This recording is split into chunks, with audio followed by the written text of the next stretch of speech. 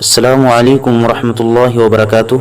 امید ہے ناظرین کرام آپ خیریت سے ہوں گے۔ معزز ناظرین کرام، آج ہم بات کریں گے اس بارے میں کہ حرام مال سے قربانی کرنا کیسا ہے۔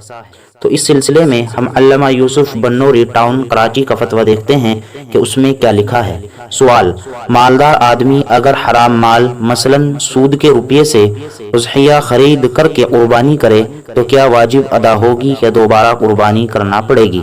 جواب: صورت مسئولہ میں اگر مذکورہ شخص کے پاس صرف حرام مال ہے یا اس کی غالب آمدنی حرام ہے تو اس کی قربانی درست نہیں ہوگی۔ اللہ تعالیٰ طیب ہیں اور مال طیب سے ہی صدقہ اور عبادت قبول فرماتے ہیں، اور اگر اس شخص کے پاس صرف حرام مال ہی ہو تو اس حرام مال پر قربانی واجب بھی نہیں ہوگی۔ اگر اس کے پاس حلال مال نصاب کے برابر ہو تو اس پر حلال رقم سے قربانی کرنا لازم ہوگا۔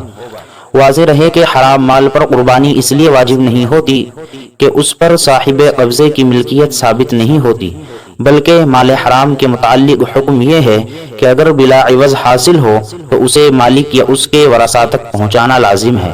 مالک اور ورثاء تک پہنچانا ممکن نہ ہو یا مال حرام بالعوض حاصل ہوا ہو تو اسے مستحق زکوٰۃ کو ثواب کی نیت کے بغیر صدقہ کرنا واجب ہے۔ نیز اللہ تعالی حرام اور ناپاک مال سے صدقہ قبول نہیں فرماتے، اس لیے حرام مال پر قربانی بھی واجب نہیں ہوگی۔ ناظرین کرام، یہ تھا علامہ یوسف بنوری ٹاؤن کراچی کا فتویٰ جو آپ نے دیکھا۔ اگر آپ کو یہ ویڈیو اچھی لگی ہو تو ویڈیو کو لائک، شیئر اور چینل کو سبسکرائب کیجیے گا۔ السلام علیکم ورحمۃ اللہ وبرکاتہ۔